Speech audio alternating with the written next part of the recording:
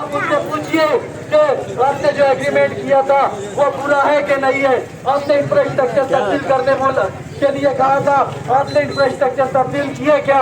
आप रोड पे जो बीच में पोल है आपने वो पोल का रास्ते किनारे किया कि नहीं किया?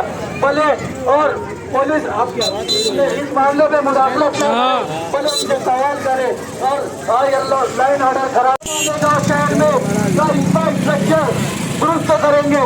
मालेगांव शहर में जो लोड शेडिंग होती है वो लोड शेडिंग को खत्म करेंगे और जो ट्रांसफार्मर फेल होकर 2-3 दिन आता नहीं था तो 1 घंटे में हम ट्रांसफार्मर तब्दील कर देंगे, मगर हुआ ऐसा कुछ भी नहीं, बल्कि और हालत खराब हो चुकी है। और ट्रांसफार्मर आज की तारीख में मालेगांव शहर में 15 ट्रांसफार्मर फेल है, जो कि 4 से 5 दिन हो चुका है, अभी तक लगा नहीं है। और लोड शेडिंग की बात तो ऐसी है की भोली भाली आवाम से वसूली कर रही है। हमारा यह मुतालबा है, लोक संघर्ष समिति के अतीक कमाल साहब ने बार बार कलकत्ता बिजली कंपनी को इस बात से आगाह किया कि आप अपने वादे के खिलाफ काम कर रहे हैं।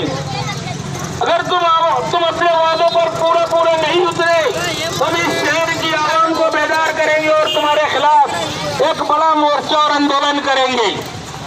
कलकत्ता बिजली कंपनी की धांधलशाही के खिलाफ लोक संघर्ष समिति के जिम्मेदारान लुकमान अनीस कमाल साहब, लोक संघर्ष समिति के सदस्य सलीम एक्ता साहब और लोक संघर्ष समिति के जिम्मेदारान सलमान अनीस कमाल साहब ने इस बात का बेड़ा उठाया है और उन्होंने इस शहर में नारा दिया है कि कलकत्ता बिजली कंपनी भगाओ, शहर मालेगांव बचाओ।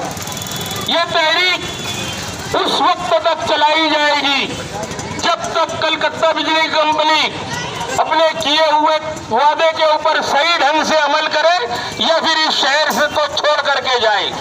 फिर इस शहर से भगाने के लिए लोक संघर्ष समिति चाहे जैसी तहरीक चलाना पड़े चलाने के लिए तैयार है।